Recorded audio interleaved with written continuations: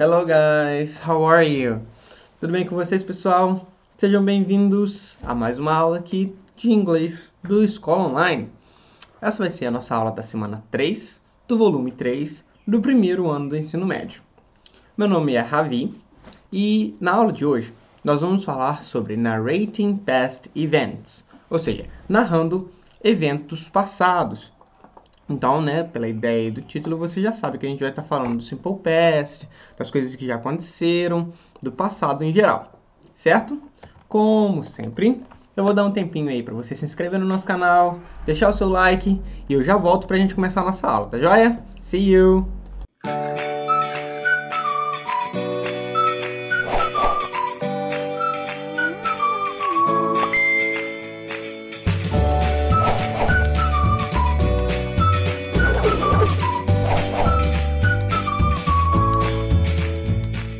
Hello again! Então vamos lá, pessoal? Igual tá falando ali no próprio patch, nessa semana você praticará o Simple Past na forma afirmativa, negativa e interrogativa.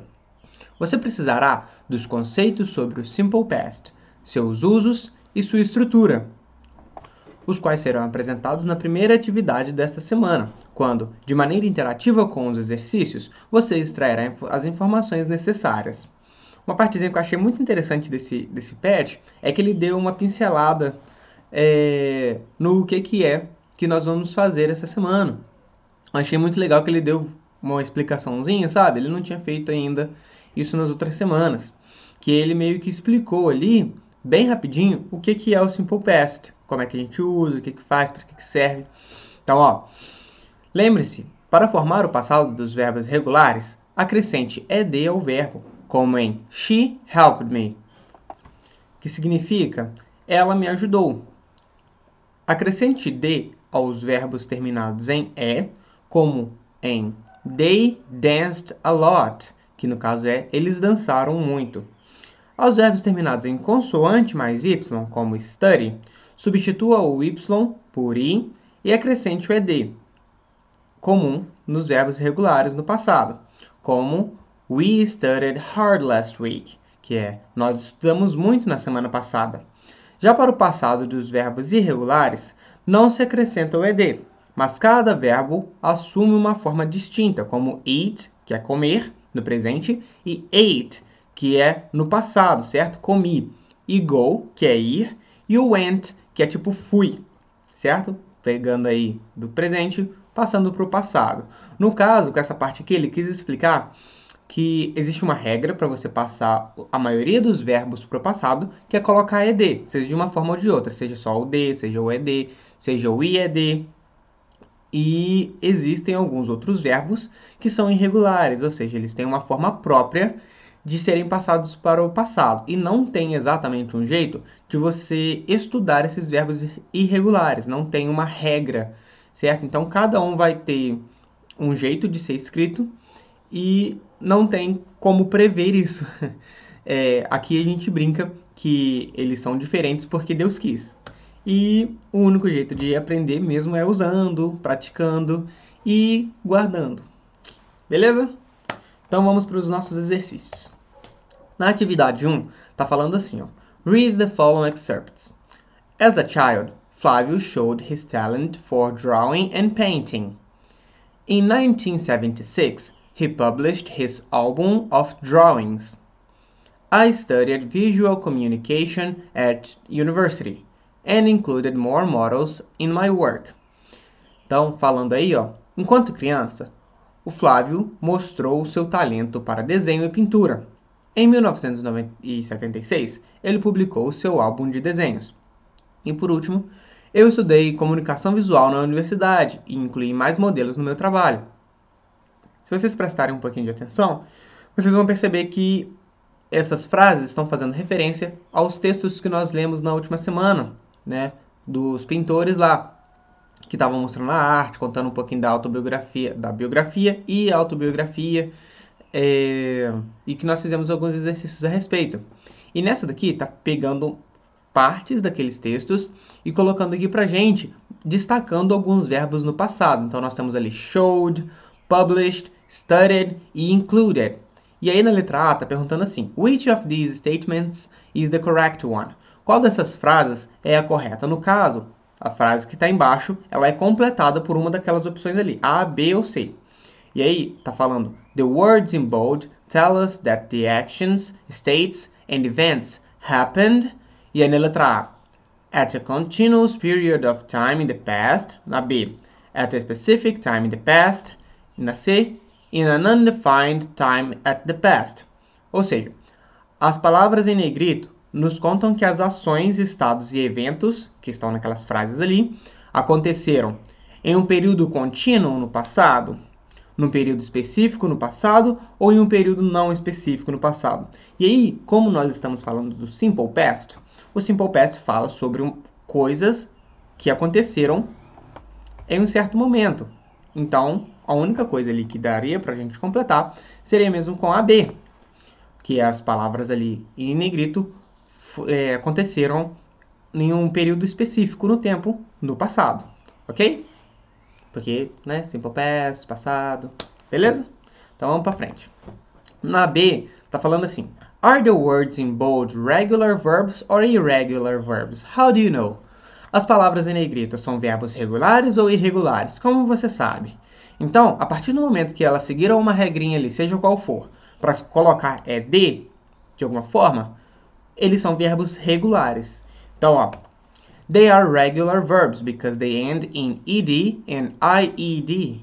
Então, eles são verbos regulares porque eles terminam em ed e ied. Tem ali o include, que termina só em d, porque include já tem o ezinho no final, então a gente só precisa adicionar o d. Mas, né, considerando ali, de certa forma, ele termina ainda em ed. Por isso que eu não coloquei. Beleza? Na C, pergunta o seguinte.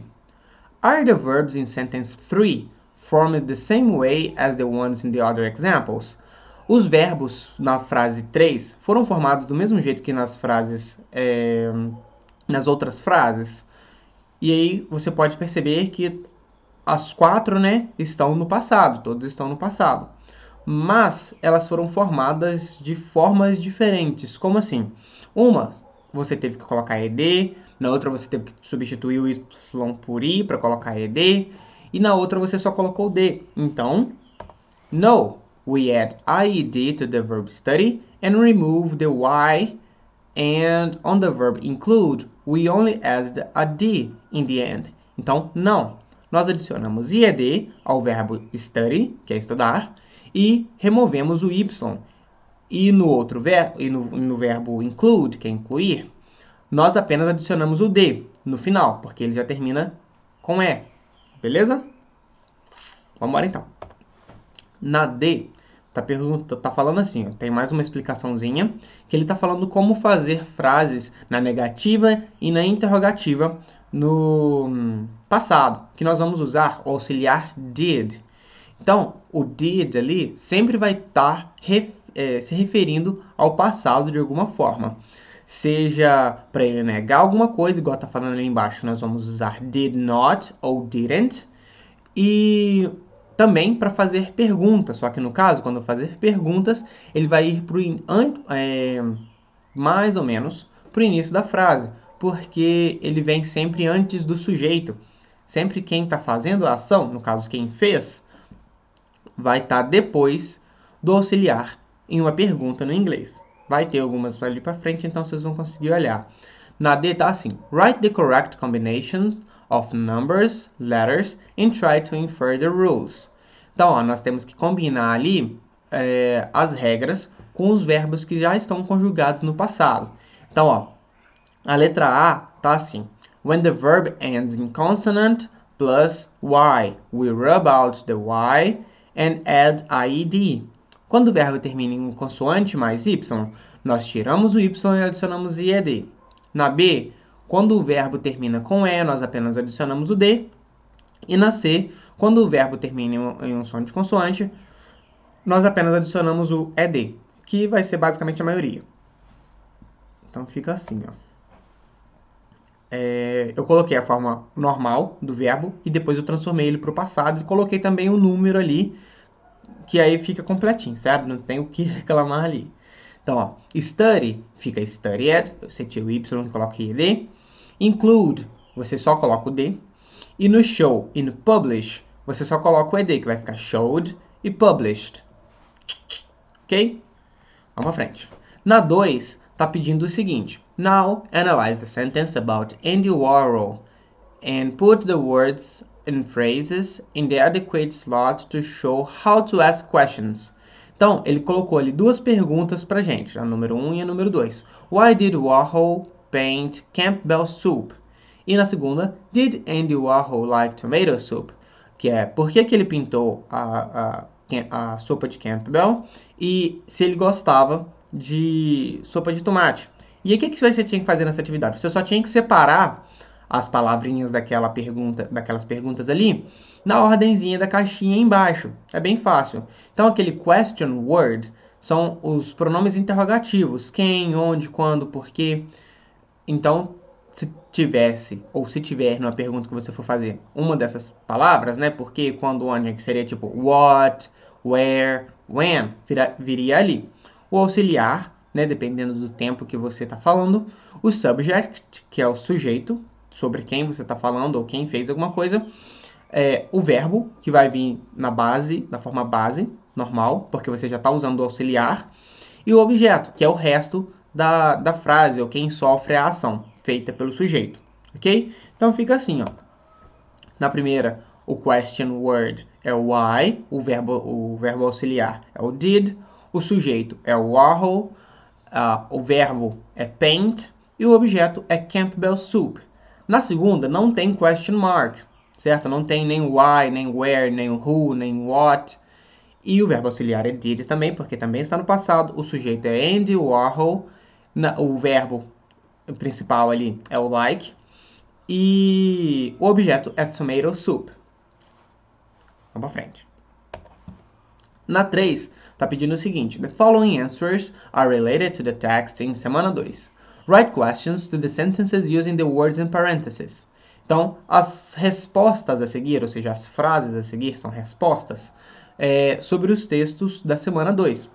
Faça perguntas para as frases usando as palavras em parênteses. E aí nós temos ali uma frase e uma palavra em parênteses que é um pronome interrogativo, que é aquele negócio que eu acabei de falar. Quem, onde, quando, por quê. E aí tá falando assim, ó. The painter and engraver Hermano José. E tem who na frente, que é quem. Então é meio que a resposta, sabe? O pintor, Hermano José. E eu tenho que fazer uma pergunta com quem. Então, pode ficar assim, ó. Who did Flávio Roberto have classes with when he became 18? E aí você tem a pergunta embaixo e a resposta em cima. Com quem o Flávio Roberto teve aulas quando ele fez 18 anos? Com o pintor e desenhista, né, pode falar assim, Hermano José. E na segunda tá hundreds of vignettes, que seria tipo centenas de vinhetas. Então eu tenho que fazer uma pergunta ali com what, que é o que ou qual. Então, what did Flávio Roberto produce for the local newspaper? Então, o que o Flávio Roberto produziu para o jornal local? Hundreds of vignettes, centenas de vinhetas. Na outra tá, he included more models in his work. What? Então, ele incluiu mais modelos em seu trabalho. E o what, que é o que ou qual. Então, what did Sam Ver do after he studied visual communication? E a resposta seria, he included more models in his work. O que o Sam Ver fez depois que ele estudou comunicação visual? Ele incluiu mais modelos no seu trabalho. Na D, em Recife, Rio de Janeiro e São Paulo. E eu tenho que fazer uma pergunta com where, que é onde. Então, fica assim, ó. Where did Flávio Roberto exhibit his pictures when he was around 20 years old? Que é, quando o Flávio Roberto exibiu sua pintura quando ele tinha por volta de 20 anos. E aí a resposta está em cima. At the age of 16, when? Aos 16 anos. Quando? Então, eu tenho que fazer uma pergunta com quando ali. When did Sam Ver start shooting natural landscapes? Quando que o Sam Ver começou a tirar foto de paisagens naturais? Aos 16 anos. Show? Tranquilo? Vamos para 4 então. Na 4, tá falando assim, ó. Pieces of art can cost a lot of money. The more famous a piece of art is, the more money it costs. As other valuable things, pieces of art are stolen more and more. Read the text. How could someone steal a painting from a museum? By Julia Layton. About the disappearance of Leonardo da Vinci's Mona Lisa, and replace the letters with the appropriate form of the verbs in the boxes. Então, peças de arte podem custar muito dinheiro. Quanto mais famosa a peça de arte é, mais dinheiro ela custa, como outras coisas valiosas. Arte é roubada cada vez mais. Leia o texto. Como poderia alguém roubar uma pintura de um museu? De Julia Layton. Sobre o desaparecimento da Mona Lisa de Leonardo da Vinci. E substitua as letras pela forma apropriada do verbo nas caixas. Então, como vocês sabem, nós estamos estudando o passado, simple past. Então, nós vamos ter que colocar aqueles verbos ali no passado. Então, nós temos assume, call e disappear. Certo? Que é você tomar por certo alguma coisa, né? Você acreditar em algo, chamar e desaparecer. Então, vou colocar as respostas de uma vez. Né? Embaixo ali nós temos end, remove, use e walk, que é terminar, tirar, usar e caminhar. Porque assim eu não preciso ler duas vezes, né? E nem vai fazer sentido sem os verbos principais ali. Então, olha só. When Leonardo da Vinci's Mona Lisa disappeared from the Louvre Museum in Paris in 1911, the world was shocked. The theft went undetected for days. Museum staff saw the empty space on the wall and assumed the painting had been moved to the Louvre's Restoration Center for upkeep. But by the second day, the Louvre called the police. The theft of Mona Lisa by museum worker Vincenzo Perugia was brilliant in its simplicity. It's unclear what type of security the museum used at a time, but some facts are known for sure. After Perugia's shift ended on Sunday, he hid in a room. When everyone had gone home, he left his hiding place, took the Mona Lisa off the wall, removed it from its frame, stuck the priceless work under his shirt, and walked out into the night. Então, traduzindo ali para não ficar, né, sem sentido. Quando a pintura Mona Lisa de Leonardo da Vinci desapareceu do Museu do Louvre em Paris em 1911, o mundo ficou chocado. O ladrão ficou indetectável, né, não foi encontrado por dias.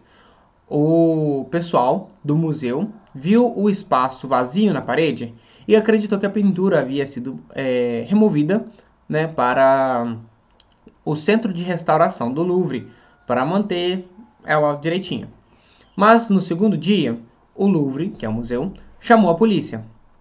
O bandido, o cara que roubou a Mona Lisa do museu, chamava Vincenzo Perugia, e foi brilhante na simplicidade do plano dele. Não é exatamente claro qual tipo de segurança o museu usava na época, mas alguns fatos são conhecidos com certeza. Depois que o turno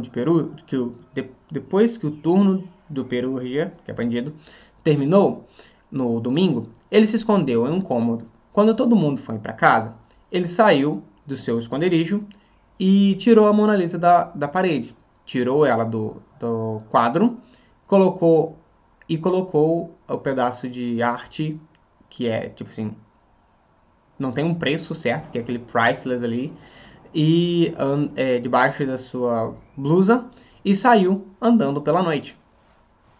Show?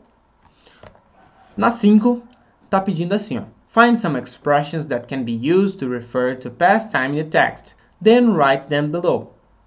Eu peguei as frasezinhas que já estavam no texto falando do passado, porque não faria muito sentido eu ter que completar aqui com as frases que eu acabei de completar lá, né? Então, eu separei essas daqui, ó. The theft went undetected for days, que ele ficou escondido por dias. Museum staff saw the empty space on the wall. Então, digo, na primeira ali tem o went, que é o go no passado. Na segunda nós temos o saw, que é o see no passado, que é ver. Vincenzo Perugia was brilliant in its simplicity. E aí no passado tem ali o was, que é o verbo ser ou estar no passado. He hid in a room, que nós temos ali o hid, que é o passado de hide, que é escondeu. E when everyone had gone home, he left his hiding place. Took the Mona Lisa off the wall. Então nessa frase aqui nós temos o left, que é o passado de leave, que é deixar ou sair. E took, que é o passado de take, que é tipo pegou, levou. Ok? Show de bola. E assim, chegamos ao final dessa nossa aula. Ei. Beleza, pessoal? Muito obrigado para você que nos assistiu até agora. Um abraço para você. Te vejo na próxima aula. Bye, bye.